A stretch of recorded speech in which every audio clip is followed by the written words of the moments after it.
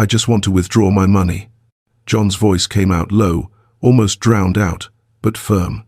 The bank waiting room fell silent for a second. Those watching saw a skinny kid with messy hair and an old backpack slung over his shoulder. He didn't look like someone with enough money to even buy a loaf of bread. And that's why the millionaire Hector Ballard laughed. A short, cold laugh, the kind that judges before taking a second look. "You," he pointed with his chin without stopping to adjust his expensive suit jacket. "Withdrawing money, and how much would that be? $10? 20? A lost coin?" The kid lowered his gaze, clutching the wrinkled envelope with both hands like it was all that was left of his world. He took a deep breath. "I just want what's mine, sir." Before we continue with this intense story, subscribe to the channel and comment where you're watching from. This helps a lot and makes this community grow. The line started moving again, but slowly, almost dragging. People whispered.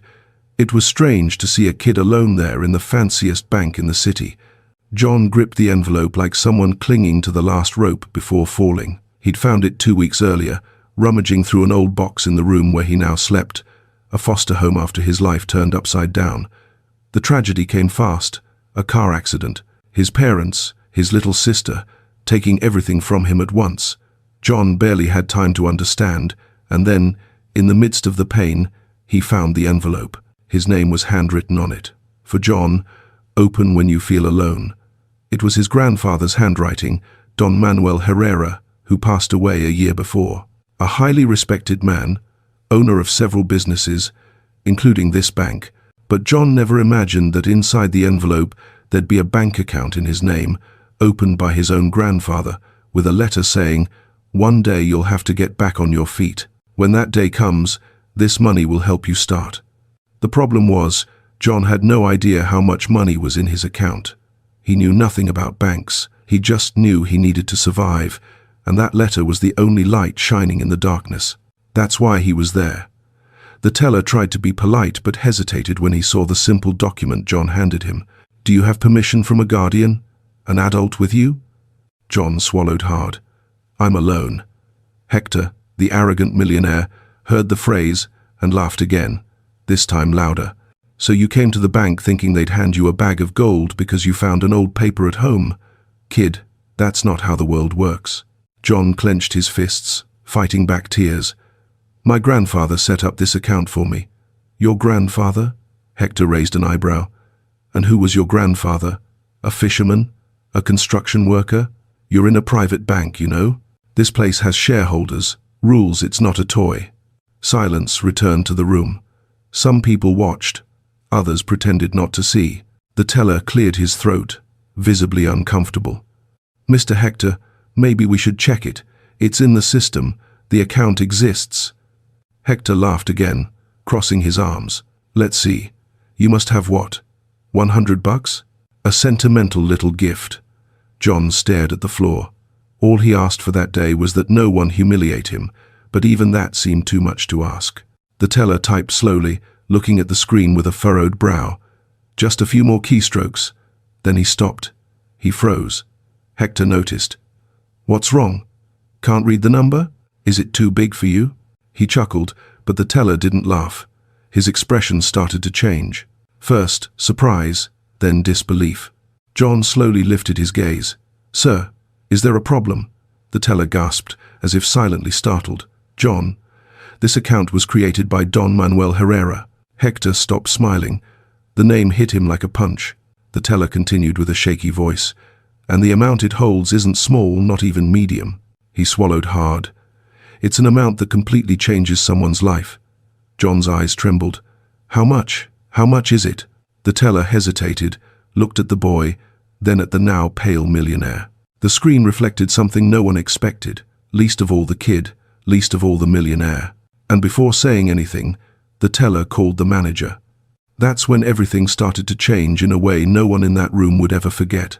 The manager appeared quickly, with a firm step, his shirt neatly ironed and a serious gaze. Edward Salvatore was known for being strict but fair. Seeing the kid standing there clutching his envelope, his face softened a bit. "John Herrera?" he asked, looking at the paper. John just nodded. Hector adjusted his jacket, trying to regain an air of superiority. Edward, this must be some misunderstanding, a kid alone claiming saved money, probably an old account that was never closed. The manager didn't respond. He asked the teller, "Show me." The teller discreetly turned the monitor.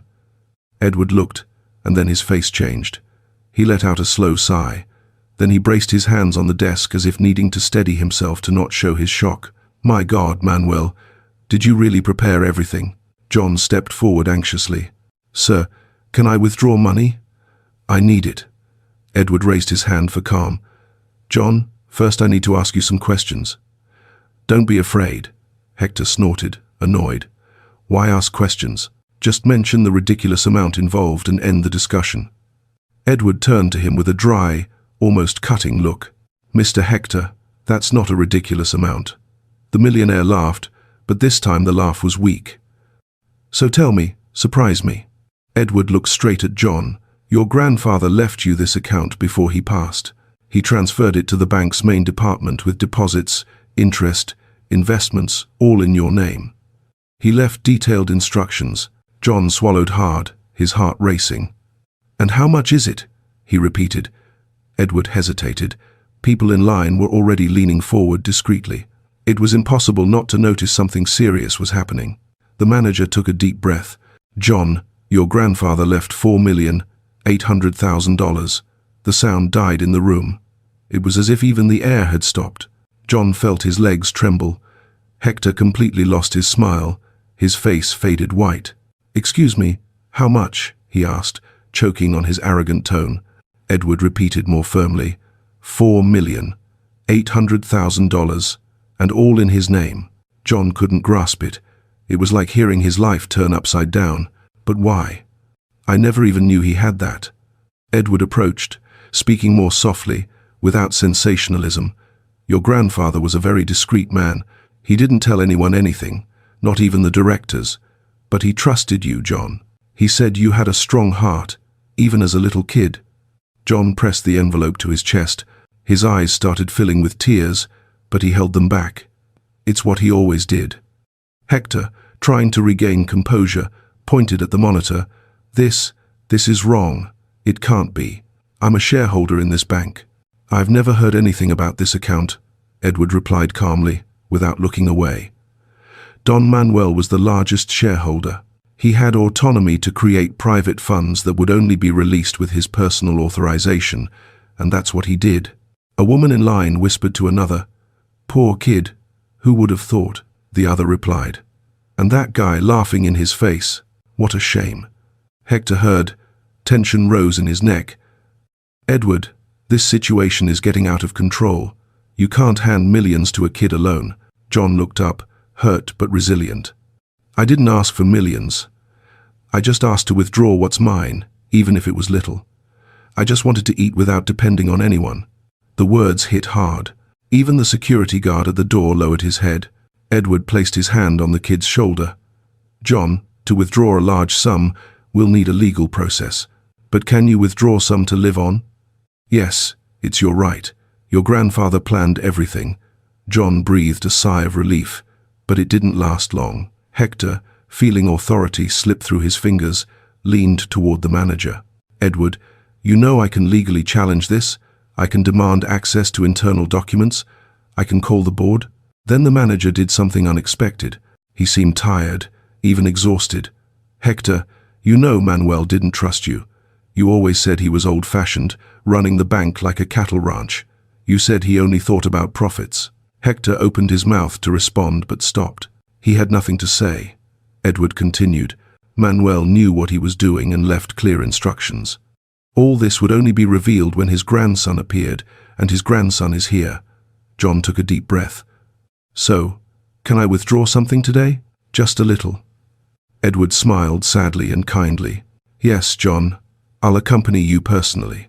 But before the kid could take a step, something strange happened. The system glitched. The screen turned gray, and a message appeared. "Access blocked. Founder's authorization required."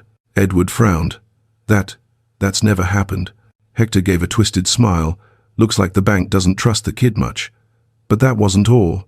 It was something much bigger, something the grandfather had prepared, and that's something no one there imagined.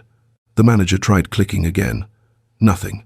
The same message appeared on the screen, cold and constant, as if guarding a secret. Access blocked. Founder's authorization required.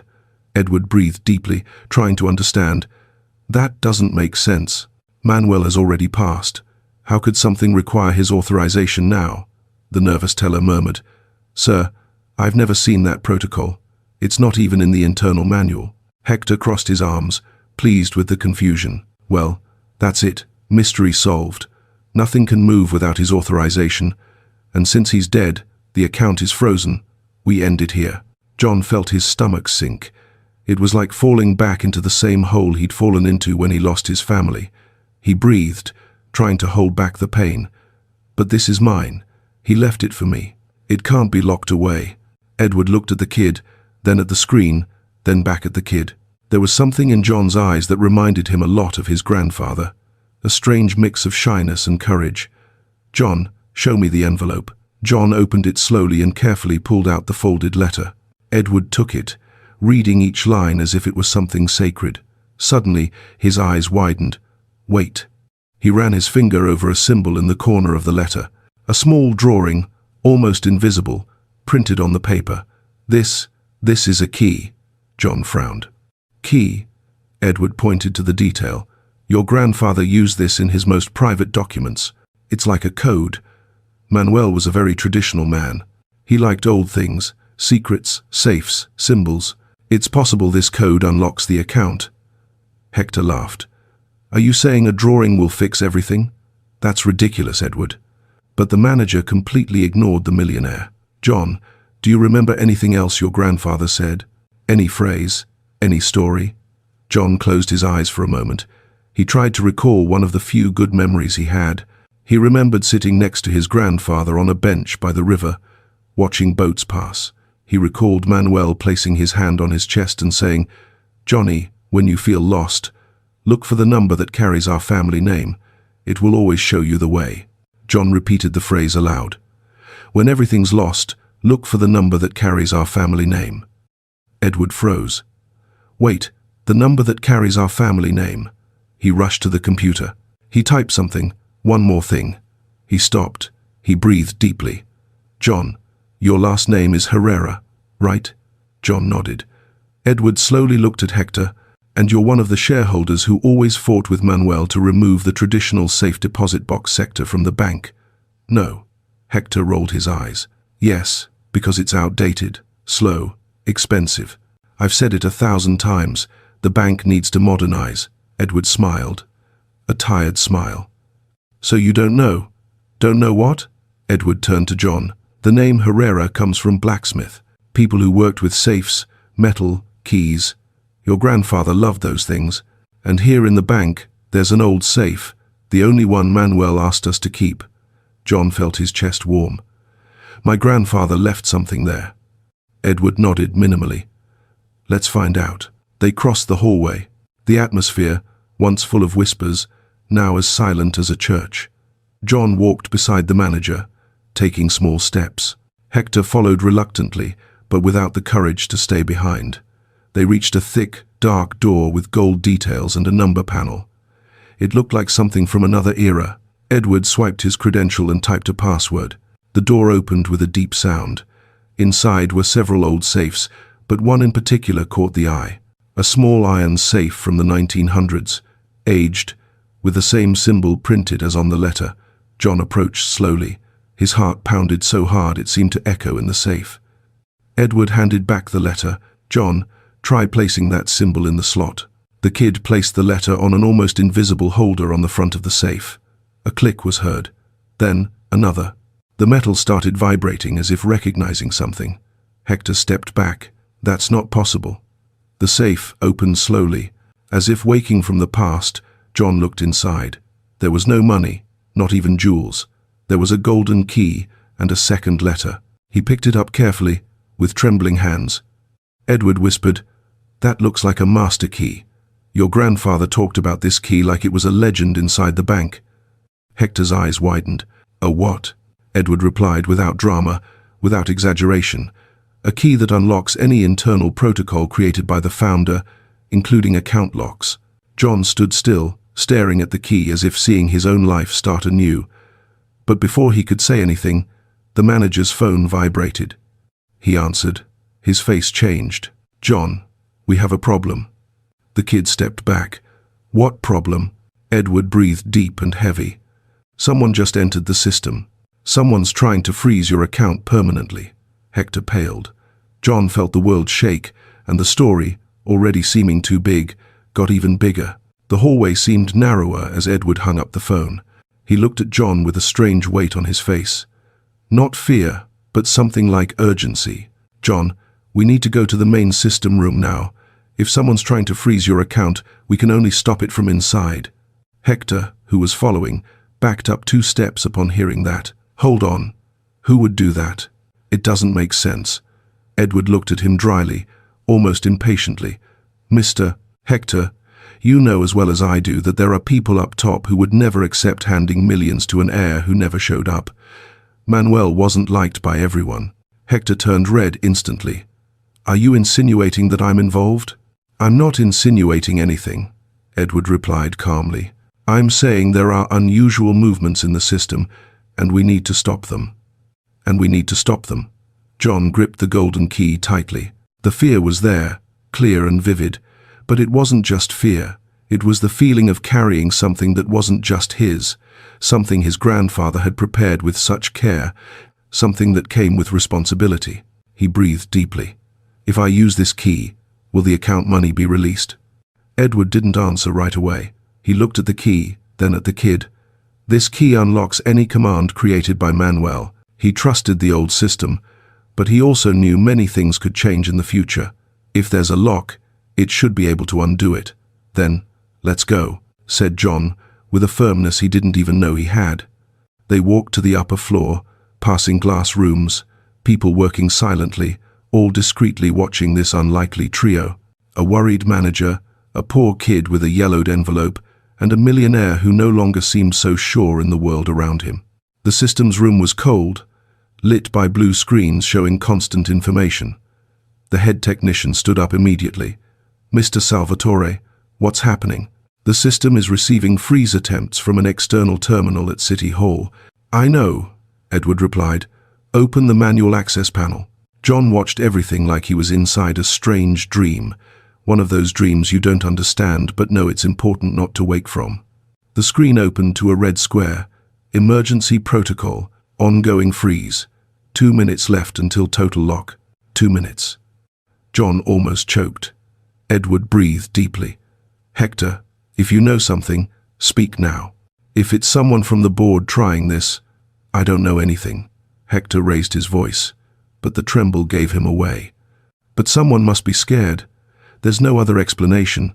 That a fortune like this falls into a kid's hands will change the game inside the bank." The technician put his hand to his forehead. "Sir, if the freeze is approved, the bill will go to the legal department. It'll take years to release, and it could be challenged." John felt the air disappear. Years. He'd barely eaten well that week. Edward put his hand on his shoulder. "John, the key." The kid slowly raised the hand holding the golden key. Edward guided it to a metal compartment attached to the central server, a small door with a key-shaped fitting. John approached, but his hand shook. The technician looked at the screen. 1 minute and 12 seconds. "John," said Edward, crouching to his level. "Listen, your grandfather knew you'd come alone. He knew you'd need courage. He didn't trust this to anyone else, only you. This key isn't just metal. It's his voice telling you, go on, use it." John closed his eyes, remembered his family, his sister's laugh, Mom's dinner smell, Dad's hug, and the last time he saw his grandfather, sitting on the porch, watching the sunset. He opened his eyes, inserted the key into the slot. A click was heard, then another. The entire room system seemed to breathe differently. The lights flickered. The red panel started to fade like it was melting. The technician's eyes widened. "It's working. The system is backing off." Hector stepped back. That's impossible." Edward watched everything with respectful silence. The screen changed, cancelling lock. "Authorized owner, John Manuel Herrera." John exhaled sharply, as if he'd carried the world's weight on his shoulders and could finally breathe. The panel lit up green. Account released. The technician slammed his hands on the desk. Done. Everything's released. The account is back to normal. No freeze risk. Edward looked at John, visibly moved, without exaggerating. Your grandfather was a genius. But before they could celebrate, something unexpected happened.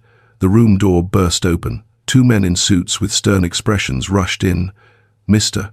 Salvatore, we need to talk immediately about this bill. Edward got serious. Are you from the board? Yes. And we came to find out who authorized the unlock. John felt his body cool. The man looked coldly at the kid. This shouldn't have been released. The two men stood in front of the door like two uninvited shadows. One of them, taller, with neatly combed grey hair, opened a black folder with calculated moves. The other simply crossed his arms, gaze fixed on John, as if the kid were a threat. Edward kept his composure, but the air grew heavy around him. Good afternoon, gentlemen. We're in the middle of an internal operation. The release is already complete.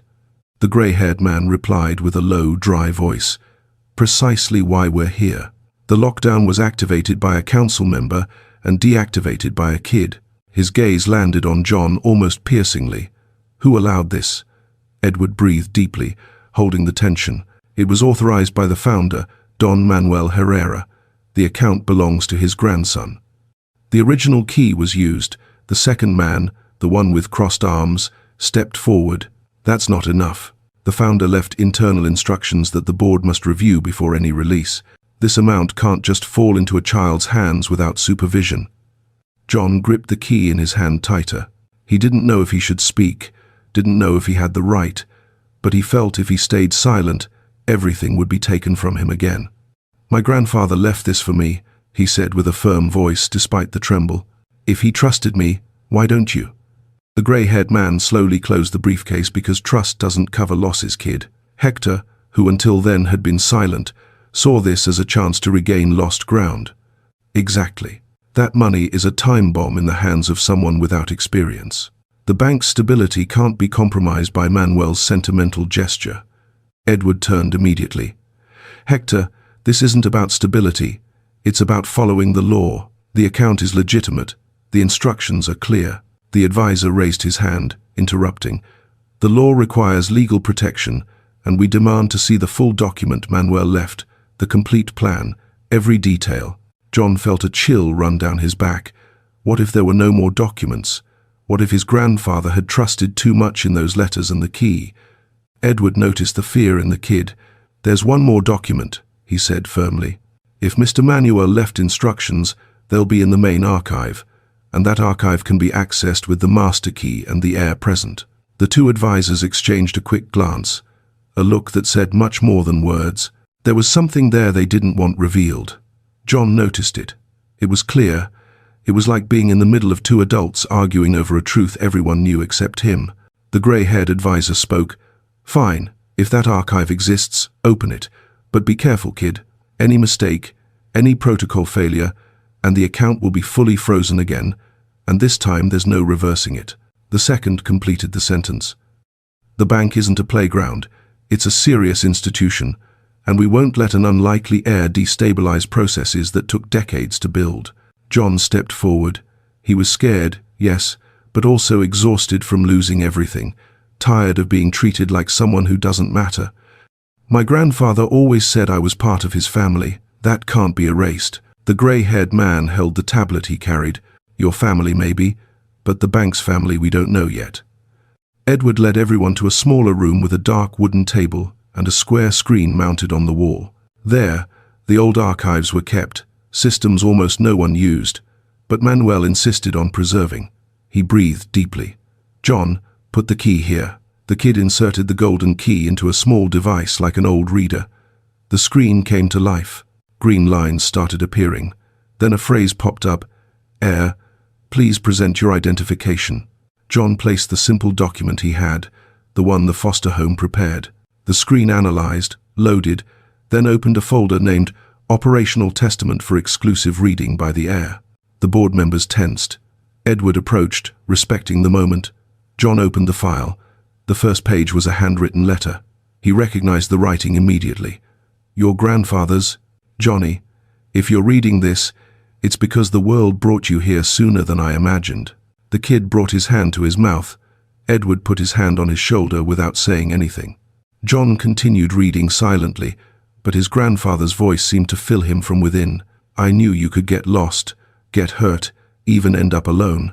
That's why I prepared this fund, not to buy anything, but so you'd have a choice, and above all, so no one decides your value for you. John felt a tear roll down his cheek, but he stayed strong. The text then said, "And if anyone tries to stop you from getting what's yours, remember, the truth is in the video I left you. It proves everything, proves your origins, proves my decisions, and proves who inside the bank tried to stop it over the years." John froze. Video. The file had an attached video named "The Truth About the Inheritance."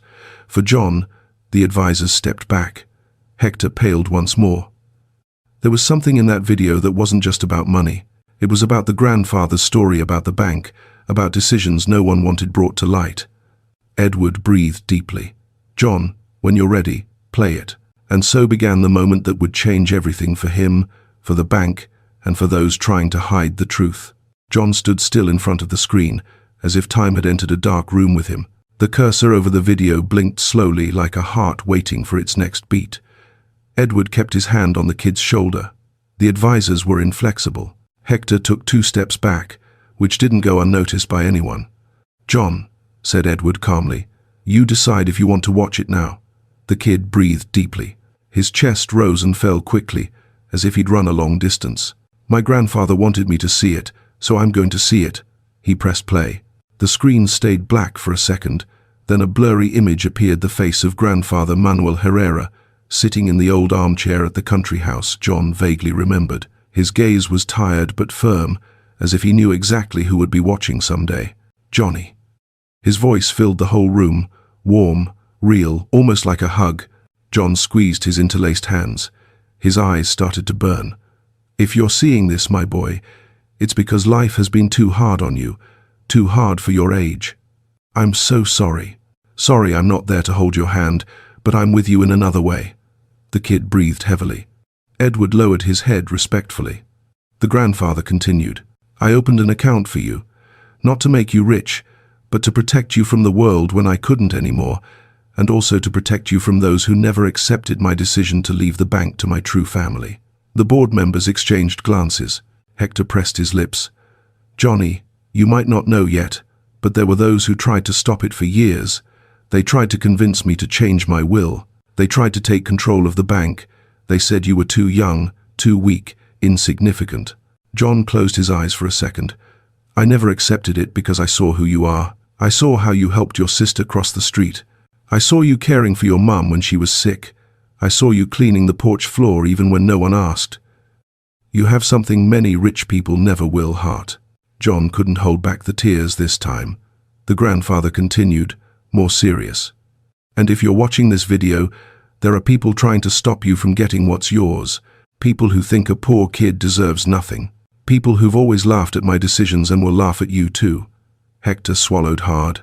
"That's why I left proof, documents, records, decisions signed by me.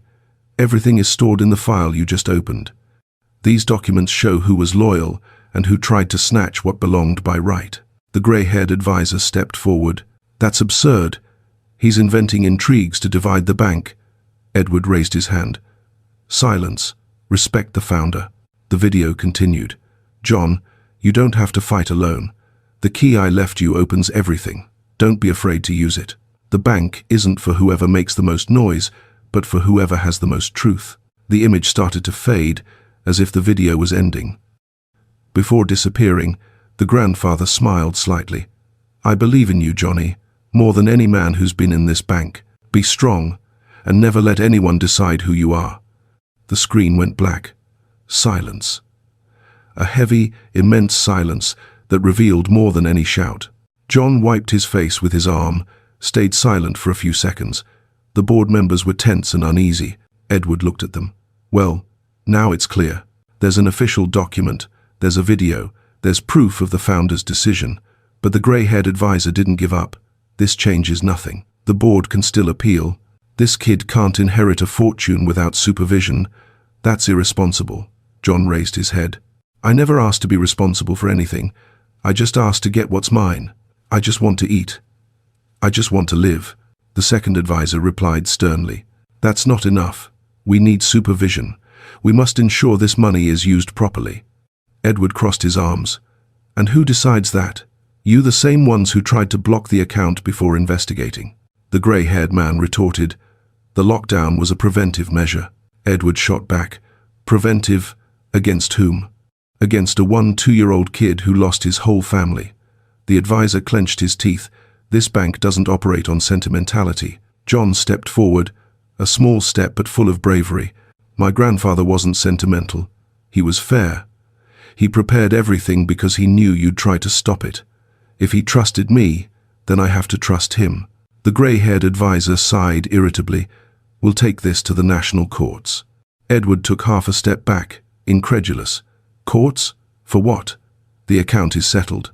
Everything's documented to decide if this boy can have immediate access to the money. The kid felt his heart freeze. And how long does that take? His voice almost broke. The advisor replied without emotion. Months, maybe years. John lowered his head. It was like hope being snatched from his hand, just as he started clinging to it tightly. But before silence could envelop everything, the technician in the room turned. Startled. Gentlemen, something's happening in the system, very serious. Edward approached. What just happened? The technician pointed at the screen. Someone from the board just transferred a large sum to an offshore account. John raised his head immediately. Who? The technician hesitated, then said the name. A name that left everyone present frozen, including Hector. The technician breathed deeply before speaking, as if fearing the weight of the name about to come out of his mouth. The transfer was initiated from Hector Ballard's terminal. The room turned icy. John's eyes widened. Edward slowly turned to Hector. The board members stood still, as if the ground had vanished under their feet. Hector tried to laugh, but the sound came out weak, almost breathless. This is a mistake, some system error. I didn't even touch anything. The technician shook his head nervously. It's not an error, sir. The system logs the terminal ID, time, and user's biometric signature. It's impossible to fake. Edward stepped forward, looking Hector straight in the eyes. You tried to steal the money from the founder's grandson. That's absurd. I was just near the computer. Maybe the system, Edward interrupted. Hector, stop. Hector opened his mouth to defend himself, but no words came out. The grey-haired advisor, who until then had tried to keep composure, stepped forward. Cancel the transfer immediately. The voice came out shaky, not out of concern for the kid, but for the scandal this could cause in the bank. The technician typed quickly, but soon paled. No, I can't cancel. The transfer's marked as absolute priority. Only the one with the master key can reverse it. All eyes turned to John. The kid took half a step back, surprised. I don't know what to do. Edward gripped his shoulder firmly. Yes, you do. Your grandfather left this for you to solve. Hector started to despair. John, kid, listen, it's not what it seems. I have nothing against you. It's the bank, the system. They'll blame me for everything. John looked up. You laughed at me. Hector swallowed hard, lacking self-confidence. I didn't know who you were. And if you knew, you'd treat me better just because of the money. Hector stayed silent, a silence that said it all. Edward touched John's elbow. Let's go to the main panel. John held the golden key. He felt the weight of the decision, but also felt something new inside him, something like an echo of his grandfather's voice telling him he could. They rushed to the final panel where critical transactions were monitored. The screen showed the transfer. Amount, $2 million. Destination, unidentified external account. Status, in process, 67%. The technician said, if it reaches 100%, the money's gone, and recovering it will be almost impossible. Edward looked at John. Use the key now. John brought the key to the reader, but hesitated before slotting it. Edward, what if I mess up? What if I lose everything? The manager knelt to his level. John, you're not alone. You have the truth, you have the key, and you have the right. Your grandfather trusted you. I trust you too. John breathed deeply and inserted the key. The reader's light turned blue. The screen changed. Master key detected. Authorized heir. The transaction stalled at 82%. "Reverse it," said John almost in a whisper. The screen flickered twice. Reversal initiated. Desperate, Hector tried to step forward. "Don't you understand, John? If this reverses, they'll destroy me." Edward blocked the way. "You destroyed yourself, Hector." Hector fell into defeated silence. The screen showed reversal complete. The amount has been returned to the main account. John released the breath he'd been holding, as if freeing his heart from a huge stone. But before he could breathe relieved, another message appeared on the screen, one no one expected. Additional action detected. The founder activated a final protocol. File available. John's destiny. Final decision. Edward frowned. John's destiny. The grey-haired advisor let slip. "No, Manuel couldn't have done that." John's eyes widened. "What is that?" Edward looked at him seriously. "John, it seems your grandfather left one last document. A document that would only release once you reversed any theft attempt." John felt his heart pound. "And what's in that document?" Edward breathed deeply. "We don't know, but judging by the name, it seems to be your grandfather's final decision about everything. About the bank, about you, about the future." The board members exchanged anxious glances. Hector paled, and John, small among powerful adults, was now the only one who could open it. Edward touched his shoulder. "John, when you're ready, open the file." And the whole room waited. John stood still in front of the screen, as if his own name weighed more than the golden key. The file glowed on the monitor, pulsing slowly. John's destiny, the founder's final decision, seemed to call to him. Edward breathed deeply. "John, you don't have to open it now if you don't want. It's too much to take in all at once." The kid shook his head. "My grandfather wanted me to open it, and I've waited too long already." The board members were tense, almost motionless. Hector backed toward the wall as if wanting to disappear into it. John clicked the file. The screen darkened. A new video started loading. The same familiar room, the same soft yellow light. The grandfather sat with that calm, firm posture, but now his gaze was different, more solemn, as if about to say something that could change the world. "Johnny, this is my last message to you." The kid clenched his fists, feeling his chest tremble. "If you're seeing this, then you've gone through everything I feared. They tried to stop you, tried to steal from you, tried to tell you you're worthless, and yet you made it here." Edward blinked slowly, impressed. The board members lowered their gazes, uncomfortable. "I want you to know that this bank wasn't built with money. It was built with people, real people. The cleaning staff, the employees who say good morning, the security guards who open the door. The humble customers. The heart of the bank has always been this, not these cold boards that only think of themselves." One of the advisors clenched his teeth but stayed silent. The grandfather continued, "My plan was never to give you a fortune. My plan was to give you freedom.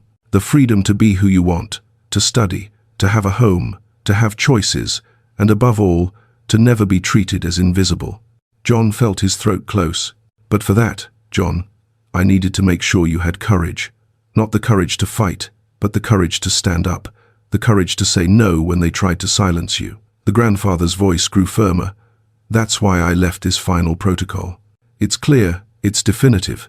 It can't be altered, challenged, or revoked, because it's mine." The grey-haired advisor spoke low, almost a whisper.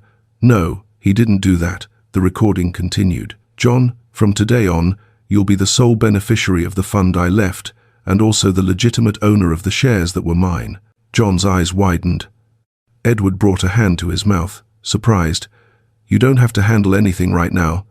It's too much for a kid, but I left someone prepared for it. Someone I knew since he was small. Someone fair. Someone who would never leave you alone."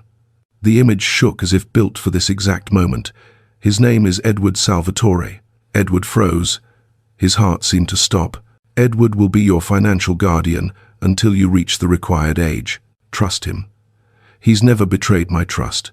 He's never bowed to men who shout louder. He knows who you are. He knows who I was, and he knows what this bank should represent." Edward swallowed hard, overwhelmed by emotion, unable to speak. The video continued.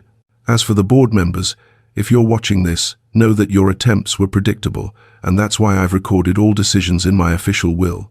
Any attempt to challenge them will result in losing your positions. The advisors paled. The bank is for those with soul, not those with greed. Hector lowered his head, defeated, unable to look anyone in the eye. The grandfather smiled one last time. Johnny, live your life calmly, and remember, you were never too small to be important. I love you, my boy. Goodbye. The screen went black. Silence. A silence no one dared break. Edward breathed deeply, his eyes filling with tears. John, I didn't know. I swear I didn't know. The kid looked at him not with fear, not with doubt, but with a trust he'd never felt for any adult since the tragedy. My grandfather trusted you, so I trust you too. Edward closed his eyes for a second, trying to hold his emotion. The advisors, with no other choice, simply bowed to the truth. We'll have to inform the general board, said the grey-haired man with a broken voice. No, Edward replied firmly. I'll inform them. Now you do what's yours. They left, defeated. Hector tried to approach. John, I'm sorry. John raised his hand, cutting gently. I don't know you, but you showed me who you are. And he turned his face. Hope was starting to return to him. John walked down the hallway back to the main lobby, with small but firm steps. A strange feeling ran through his chest, as if finally coming into the world with his own name. He was no longer the invisible kid everyone had ignored for the past months. He was still the same John, but now he had a story, a truth, and someone who believed in him, even from afar. Edward walked beside him, quieter than usual.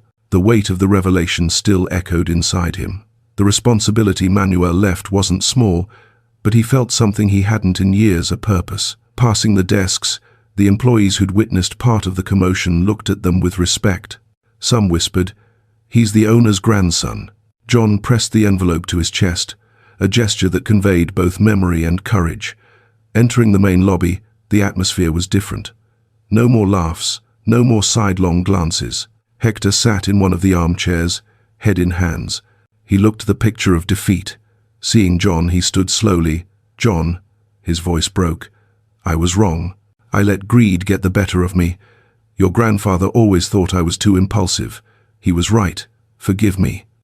John looked at him, not angry, but without excuse in sight. I can't decide that, but what you did almost took away everything my grandfather had left, and I just wanted to withdraw a little to eat. That's all. Hector lowered his head. No defense. Edward placed his hand on John's shoulder and guided him to the central teller. Now, he said calmly, let's do what you came for from the start. The teller, the same one who'd witnessed John's humiliation hours before, was now serious, attentive, and almost excited. John, how much would you like to withdraw today? The kid thought. For a moment, the image of the letter, his grandfather smiling, the words about freedom, all that passed through his mind like a movie. I don't know how to use big sums of money, he said. I still eat at the shelter cafeteria. I just wanted about $200 to buy my things, so I don't have to depend on anyone anymore. Edward smiled. It's a good start. The teller typed the info, but before confirming, asked, John, is that all you really want? John looked at the line, at the people, his small hands on the counter. He breathed deeply. My grandfather said I could have freedom, so first I'll learn. Then, when I know, I'll handle more things. The teller nodded, moved by the unexpected maturity. The machine printed the receipt. The money was released. John picked it up slowly, like someone holding something they've never had but don't want to lose. He turned to Edward. And now? Now, Edward replied. We'll handle everything together. I'll help you study, understand the bank, have a future. Not because your grandfather told me, but because I want to honor his beliefs.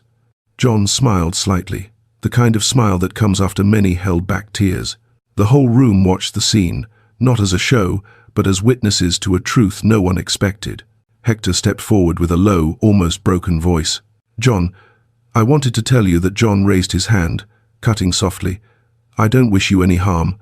I just want you to treat others how you'd like to be treated today. Hector was left speechless, maybe for the first time. Edward then gave the kid a light pat on the back. Come on, John. You need a better place to live. Let's fix that too. John breathed deeply, feeling a light breeze in his chest. as if life had finally opened a window where before there was only a closed door. And as they walked toward the bank exit, he looked up, imagining his grandfather watching from somewhere. "Thanks, Grandpa," he whispered softly. His life hadn't returned to normal, but it had started anew. And this time, with someone by his side, with choices, with a name that's true, and with hope. Sometimes those most ignored are precisely those who carry within them the strength the world insists on denying. John didn't just win money, he won the right to exist with dignity. And every person who struggles in silence, carrying losses and pain, deserves this too, to be seen, to be heard, to be respected. Life can knock you down, but it always leaves an opening to start over. If this story moved you, subscribe to the channel and tell us in the comments where you're watching from. This strengthens our work enormously and helps these stories reach more people who need to hear something good today.